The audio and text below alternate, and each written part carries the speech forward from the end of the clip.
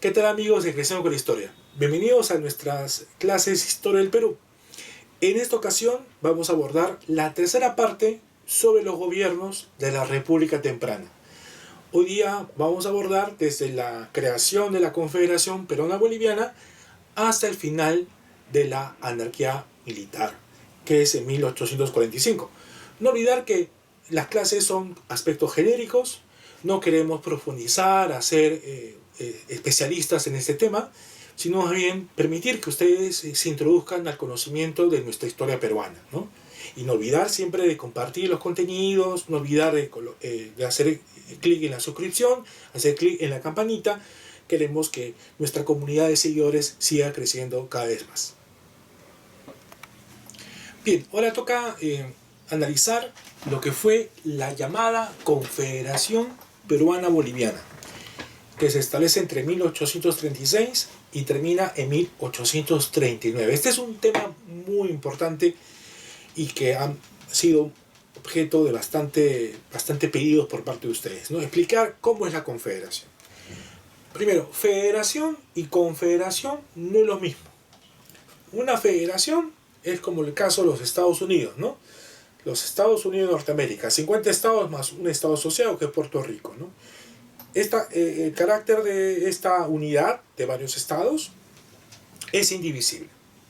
¿Cómo que indivisible, profesor? Que ningún estado integrante de una federación se puede separar. Y si es que se separa, es acusada de, de traición, ¿no? De sedición, ¿no? Y es ahí donde observamos que en la historia norteamericana, justo en este siglo XIX, se da la guerra de secesión, ¿no? La guerra de secesión entre los estados del norte y los estados del sur. Porque según las reglas de juego, no puede haber separación. Es prohibido esta separación. Pero en una confederación, esto es diferente. En una confederación, los estados se pueden unir y también se pueden separar cuando quieran. No hay esta prohibición de que se separen. No, que si se separa hasta hago la guerra. No, no hay esta prohibición. Entonces, lo que va a suceder? La presencia liberal en Bolivia, con Santa Cruz, y la presencia liberal en Perú, que es interesante, importante, pero no es hegemónica, va a permitir esta unidad entre tres estados. El estado boliviano, el estado surperuano y el estado norperuano. Estos tres estados se lograrán unificar en una confederación, por eso se habla de Confederación Peruana Boliviana. ¿Qué se tendrá? Una bandera, la bandera confederativa, se tendrá una constitución, la constitución de la confederación, se tendrá un protector, ¿no? Así se va a llamar, el protector de la confederación, que es Andrés de Santa Cruz, personaje que también va a ser muy cuestionado por las élites aristocráticas limeñas, ¿no? Muy cuestionado por sus aspectos fenotípicos, ¿no? Había bastante racismo en el Perú de ese tiempo, ¿no? Y acá también, ¿no? Mencionar, por ejemplo, las críticas, los libelos ofensivos, estos libelos o diatribas que lanzaban personajes, por ejemplo, como Felipe Pardo y Aliaga, conocido tradicionalista, ¿no? Que va a escribir, ¿no? Un conjunto de narraciones, cuentos, en donde sobresale, por ejemplo, el personaje del niño Goyito, ¿no? Que ustedes de repente habrán alguna vez conocido, ¿no? Leído en el colegio, ¿no? Y que se le atribuye, ¿no? Felipe Pardo y Aliaga, de haberle dado el mote, ¿no? La chapa, digamos así, al presidente de Santa Cruz, al protector de la Confederación, burlándose de su fisonomía, burlándose de su rostro, racismo, con el término de cholo jetón, ¿no? Cholo jetón porque era un indígena azambado, ¿no? ¿no? Tenía una bemba, un zambado, cholo, jetón, ¿no? La jeta, ¿no? La jeta es la boca, ¿no? Una jeta grande, ¿no? Entonces, esa es la chapa que le pone Felipe Parvaliá. Bueno, pero ¿por qué el Perú se divide en dos? El proyecto de la Confederación estaba respaldado por la gente del sur. Arequipa, por ejemplo, Arequipa es la que estaba liderando, ¿no? Cusco, Puno, toda esta zona del sur andino, zona comercial en la época del virreinato, como ya lo dijimos. Ellos estaban entusiasmados por unirse con Bolivia, por estrechar lazos políticos, económicos, más por el lado económico, que lo vamos a explicar dentro de un rato, y es el Estado surperuano el que aparece primero, ¿no? Y que se une con Bolivia, ¿no? Y los que al final se demoran en aparecer es el Estado norperuano, donde estaba Lima, donde estaba pues Ancash, La Libertad, son los últimos en sumarse al proyecto confederativo. Pero no solamente son los últimos en sumarse al proyecto confederativo, también son los primeros en irse. Y es importante también ver, ¿no? Ver ese tipo de reacción que tiene Lima, ¿no? Lima siempre se enfrenta con aspiraciones regionales, de provincia, ¿no? Y es un lastre, yo digo lastre porque se pueden entender muchas cosas actuales de nuestro país. Como Lima tiene una actitud conservadora, tradicionalista, en defensa de la aristocracia, y que se evidencia justamente con estos proyectos confederativos, inclusive esta dosis de racismo, ¿no? Y siempre se mencionaba, ¿no? Profesor, ¿no? Santa Cruz no fue presidente del Perú. Yo digo, ¿cómo que no fue presidente del Perú? Si dentro de nuestra historia del Perú, Santa Cruz está dirigiendo los destinos del país. No, pero él es boliviano, él nació en Bolivia, ¿no? Entonces, hay una actitud bastante racista, bastante discriminatoria, al decir que Santa Cruz no es peruano, sino boliviano. A ver, para esas personas que piensan así, recordar que Bolivia antes era el Alto Perú, y el Alto Perú era parte de nuestro territorio. Así que no pueden lanzar ese tipo de juicios de valor diciendo de que Santa Cruz no era peruano, era boliviano, ¿correcto? Porque cuando nació, él estaba dentro del territorio peruano, ¿sí? Entonces, hay esa actitud de decir cómo el Perú estuvo dirigido por un extranjero. Pero no era así, pues, no es así. Hay que analizar bien las cosas que ocurren. Bueno, entonces se creó 3 estados. Los 3 estados se crearon en asambleas, ¿no? Asamblea de Huaura para el norte, ¿no? Por ejemplo, ¿no? Tenemos la asamblea de Tapacari, ¿no? La asamblea de Silcuani. Entonces, asambleas, cada estado tenía sus asambleas y tenían sus propios presidentes. Y luego finalmente se reúnen todos ellos en el Congreso de Tacna, creando la Confederación y teniendo como protector a Santa Cruz. Pero dentro de este tipo de unión interesante, política, con Bolivia, también hay un trasfondo económico, que es muy importante. El trasfondo económico de por qué tanto los liberales querían unirse con los bolivianos, liberales peruanos con bolivianos, era para poder fomentar el desarrollo económico de la zona, de la región. Es decir, en cierta forma, ¿no? Proyectarse hacia un crecimiento de una burguesía nacional, peruana y boliviana, ¿no? Y ese crecimiento económico estaba en manos de alguien, estaba en relación de alguien, que es Inglaterra, ¿no? Inglaterra.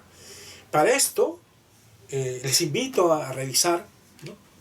Los estudios, ¿no? De la historiadora Cecilia Wu Bryan, que lo vamos a poner acá, ¿no? Para que lo vean, la portada del libro, que analiza documentos, cartas, que Santa Cruz manda a las autoridades inglesas, porque había un intento de acercamiento. Perú y Bolivia querían cada vez acercarse a Inglaterra económicamente.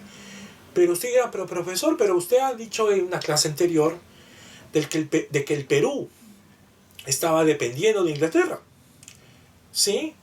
Entonces, ¿qué pasa?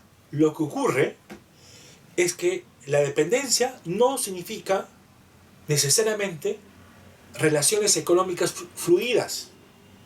Dependencia significa pues que los recursos estén en manos de los ingleses y que a través de sus préstamos, a través de sus inversiones, logremos esa dependencia.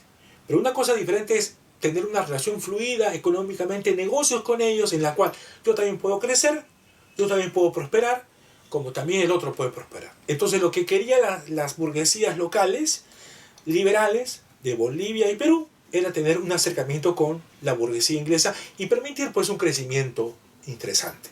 Pero hay alguien que no está de acuerdo con ese tipo de acercamiento, digamos, regional, ¿no? En la zona de Sudamérica. ¿Quién no está de acuerdo? Chile no está de acuerdo. Chile no está de acuerdo. Argentina no está de acuerdo. Ecuador también no está de acuerdo. Pero principalmente de los tres países están los chilenos y los argentinos. ¿Y por qué los chilenos y argentinos se oponen a la confederación? Porque los chilenos y argentinos ya estaban teniendo mayores relaciones económicas con Inglaterra, más fluidas. ¿Y por qué, profesor? Por su cercanía geográfica. Acuérdense ustedes que el canal de Panamá todavía no estaba inaugurado, no existía el canal de Panamá. Entonces, ¿qué ocurría? Los barcos tenían que bajar y pasar por toda la parte del Atlántico y doblar por el Estrecho de Magallanes y subir hasta la parte del Callao. Entonces, los primeros puertos en tener mayor acercamiento son Buenos Aires y Valparaíso. Buenos Aires y Valparaíso. En ese sentido, vamos a encontrar contradicciones entre burguesías regionales, pero de Sudamérica. Perú, Bolivia, Chile, Argentina por otro lado, y de cajón entre Ecuador. ¿Y por qué Ecuador, profesor? Porque Ecuador también aprovechaba de ese tipo de enfrentamiento para poder tener aspiraciones hacia la selva, como lo dijimos hace un rato. ¿Sí? En Chile, ya la élite estaba, vamos a decir, muy expectativa por las cosas que estaba haciendo el Perú con Bolivia. Y había un ministro llamado Diego Portales, ministro de Chile, Diego Portales, que había decidido pues lanzar un manifiesto, ¿no? hacia la clase política del país sureño, que era conocido como la doctrina Portales. Esta doctrina Portales es muy importante porque va también a repercutir mucho en lo que va a pasar con Chile hacia décadas posteriores, en la guerra de Salitre. Esta doctrina Portales planteaba la necesidad de que Chile debía avanzar geopolíticamente en la zona y que Chile debía dominar el Pacífico. Chile debe tener control hegemónico comercial del Pacífico. Y por lo tanto, piedras en su camino están los bolivianos y están los peruanos. En ese sentido, se va a ver un choque entre dos puertos económicos muy importantes: el Callao, Valparaíso. Callao, Valparaíso, ¿no? En esta zona del Pacífico. ¿Y cuáles son las cosas que decía la Confederación para tener un acercamiento fluido con los ingleses? Dos medidas. Económicamente, la creación de puertos libres. Se crean 5 puertos libres. ¿Qué son los puertos libres? Los puertos libres son puertos en donde los productos ingleses, ¿no? Los productos ingleses van a poder lograr llegar sin que los gobiernos de turno le cobren impuestos aduaneros. O sea, no se cobra impuestos a las mercaderías inglesas. Entonces, ¿eso qué hace notar? Hace notar que los barcos ingleses obviamente no van a pues desembarcar en Buenos Aires, no van a desembarcar en Valparaíso, sino van a preferir desembarcar en los puertos de la Confederación, en la cual está Callao, por ejemplo, está Hilo, ¿no? ¿Sí? Está Cobija, por ejemplo, ¿no? Entonces pueden desembarcar sus productos en esos puertos sin pago de impuestos. Es mejor, ¿no? Al final, pues, voy a invertir pues en mi transporte para poder subir un poco más, pero la diferencia es que en un puerto sí me cobran impuestos, en otro puerto no me cobran impuestos. Adicionalmente a eso, también el gobierno de la Confederación decide premiar, dar incentivos a pilotos ingleses que puedan desembarcar primero sus productos en los puertos de la Confederación. Esos incentivos económicos van a fastidiar a la clase política chilena, a la clase política argentina. Y por eso que ya Chile empieza pues a generar medidas de respuesta a la creación de la Confederación. Pero no solamente habrá gente que no está de acuerdo con la Confederación, gente que está fuera del Perú. También habrá caudillos políticos que están en contra de la Confederación metidos dentro de nuestro territorio.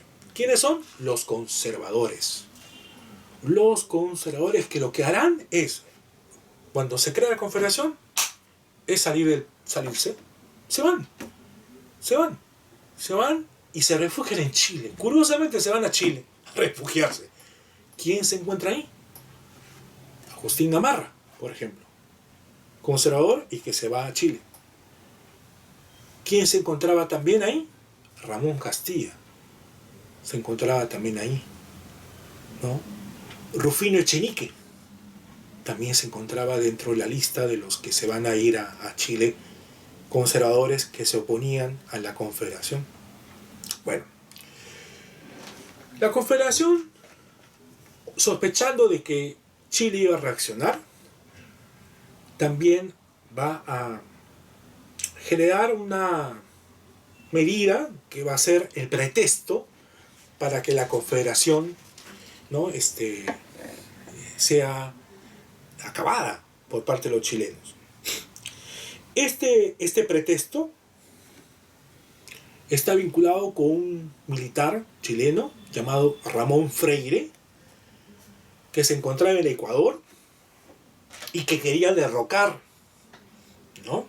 Quería derrocar al gobierno de turno que se encontraba en Chile, ¿no? Entonces, esta expedición Freire estaba pidiendo a la Confederación que les den el transporte, un barco, para que pueda él dirigirse a Chile y hacer el derrocamiento. Esta expedición Freire sería pues el argumento que usan los chilenos para acabar con la Confederación, porque estaban conspirando contra un gobierno, entre comillas, pues democrático, ¿no? Chileno. La Confederación entonces decide mandar lo que se conoce como las expediciones restauradoras. Estas expediciones restauradoras sería pues la parte de la guerra que libra Chile contra el Perú.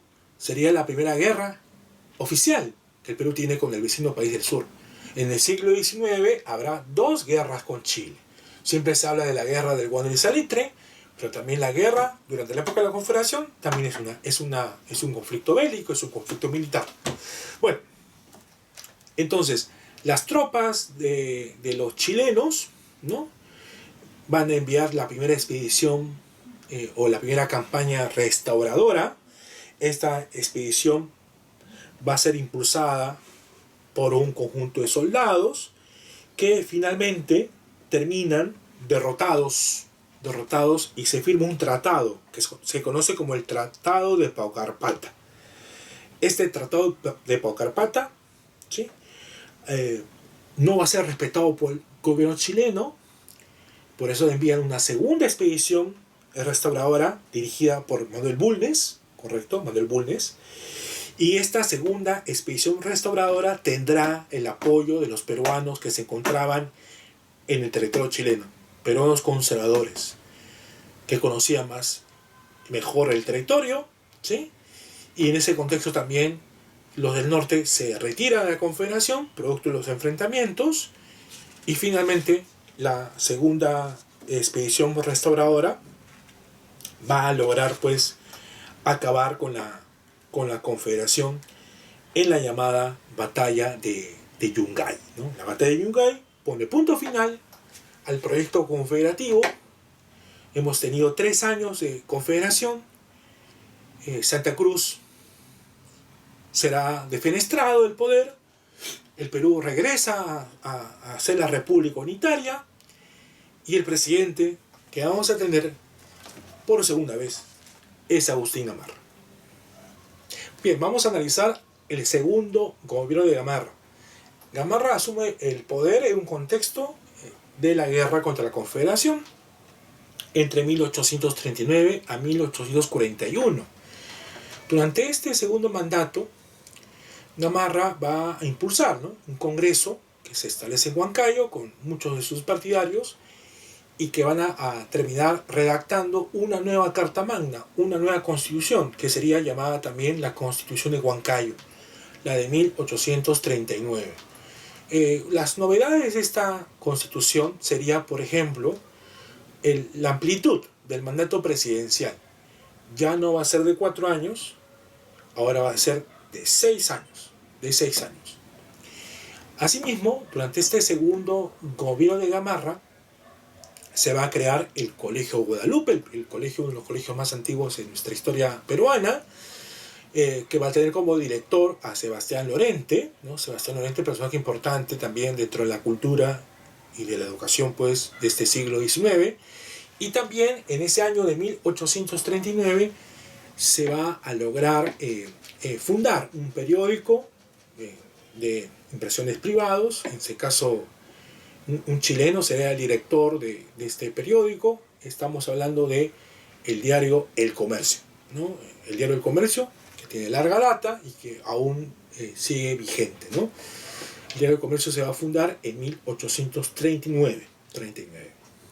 Por otro lado, ya en estos años, son años en donde aparece, pues, el recurso del guano como un recurso importante, un recurso que va a tener bastantes ingresos económicos para el Perú y que va a permitir, pues, el boom guanero, que hablaremos en las clases posteriores.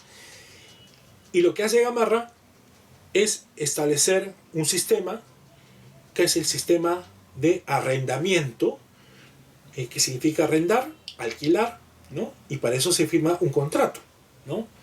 Entonces el contrato Quirós, ¿no? Este contrato Quirós va a lograr establecer un sistema de alquiler de las Islas Guaneras hacia este famoso comerciante Quirós. De ahí viene el nombre del contrato. El contrato de Quirós sería entonces el primer contrato con respecto al guano que se va a hacer en este mandato de Agustín Gamarra. ¿Por qué va a ser breve? ¿Por qué llega hasta el 41? Porque en sus intereses también geopolíticos, Gamarra decide invadir Bolivia, ¿no? Decide invadir Bolivia, quiere anexar Bolivia al Perú, Gamarra, ¿no? Anexar Bolivia al Perú. Esta actitud de invasión no va a ser del agrado de la clase política boliviana y que finalmente termina en la propia muerte del caudillo. Gamarra muere durante la propia batalla de Ingavi, ¿no? A la muerte de Gamarra se da inicio a un periodo muy complicado de nuestra historia que se conoce como la anarquía militar. Entre 1841 hasta 1845 vamos a tener presidentes diversos, ¿no? Periodo en donde hay enfrentamientos cada vez más fuertes de los caudillos militares, y que vamos a tener presidentes que de repente ustedes jamás habrán escuchado alguna vez en su vida. Manuel Menéndez, Juan Crisóstomo Torrico, Francisco Vidal, Justo Pérez Figuerola y finalmente Manuel Ignacio de Vivanco. Con Vivanco me quedo un rato a analizar. Vivanco establece un gobierno afrancesado. Se dice que este gobernante es afrancesado. También se dice que era un dandy, le gustaba vestirse muy bien, ¿no? ¿Correcto? Tenía un porte al estilo europeo, ¿no? Acuérdense que también la moda era una moda francesa, ¿no? Todos con bigote, por ejemplo, ¿no? Vivanco había establecido un gobierno conocido como el directorio, ¿no? El directorio, ¿de dónde viene la palabra directorio, profesor? El directorio es un término atribuido a un poder ejecutivo que históricamente lo ubicamos en la Revolución Francesa, ¿no? ¿Se acuerdan de la Revolución Francesa? Etapa monárquica, etapa republicana. En la etapa republicana, la convención y después el directorio. Acuérdense que Napoleón Bonaparte hace un golpe del 18 Brumario contra el directorio francés. Entonces de ahí viene Vivanco y trata de copiar ese modelo de administración política hacia el Perú, y por eso que se llama el directorio de Vivanco. Un personaje que también se atribuye mucho por el despilfarro fiscal, se atribuye pues a la fanfarria, ¿no? A lo que es vivir en las arcas estatales, ¿no? Un gobierno versallesco, le llaman, un gobierno versallesco que le gustaba derrochar el dinero en banquetes, en fiestas. Y Vivanco tendrá pues como principal contrincante a Ramón Castilla. Ramón Castilla, Vivanco decide enfrentarse a las tropas de Castilla, sale de Lima, deja acá al vicepresidente y sale pues a enfrentarse a las tropas de Castilla, que va a lograr derrotar a Vivanco en la batalla de Carmen del Alto. Mientras en Lima, ¿no? Se escucha pues que había pues una forma de reacción, ¿no? El vicepresidente, ¿no? Había logrado pues decidir, ¿no? Ceder el poder a Castilla, o sea, aceptar a Castilla para que gobierne, pero Vivanco, ante este tipo de traición, decide enviar tropas para atacar Lima y para evitar que Castilla entre a Lima. Y es ahí donde la población reacciona. Se dice que la población limeña se organiza para evitar pues que las tropas de Vivanco logren tener el control nuevamente de Lima y así evitar que Castilla entre, ¿no? Cosa que no ocurre, no ocurre el enfrentamiento, pero sí se menciona que los limeños se organizan, forman barricadas. A este tipo de hechos se conoce como la Semana Magna, ¿no? La Semana Magna. Finalmente, como ya hemos mencionado, Vivanco será derrotado en la batalla de Carmen del Alto. Vivanco sería uno de los personajes más archienemigos, digamos así, de Ramón Castilla. Un caudillos que totalmente son contradictorios, y como hemos visto en la parte histórica, eso es muy evidente. Bien, con esto terminamos, ¿no? Con la derrota de Vivanco, la llegada de Castilla al poder, ¿no? Después de este hecho que se conoce como la Semana Magna. Espero que este video les haya sido de su agrado. Nos encontramos en la próxima clase, que vamos a abordar lo que continúa: la prosperidad falaz, la República del Guano. Ya sabes, si te gustó este video, comparte con tus amistades. Queremos que el canal siga aumentando, ¿no? En seguidores, y estamos en esa perspectiva y esperamos que tú nos ayudes a lograr ese objetivo. Nos vemos hasta la próxima clase.